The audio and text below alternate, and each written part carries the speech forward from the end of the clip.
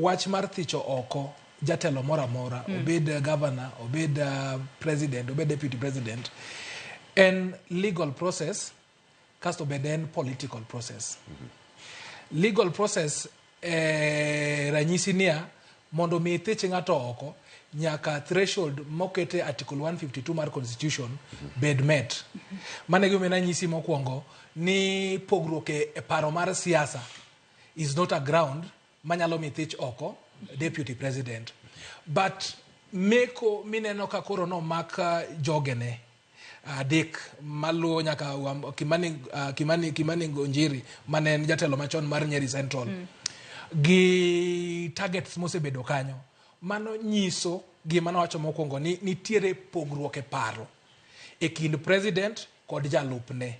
Nikech president ok nyal yie ni jalupne imanyo ka onge pogruok e wi paro.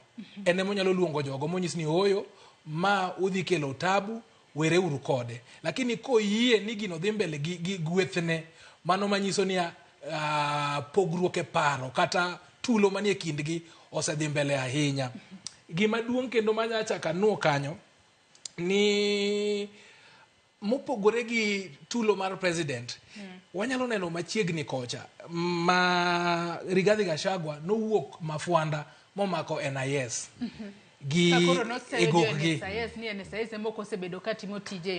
Yes, nosayogi mowacho ni jo NIS gi ok mi rais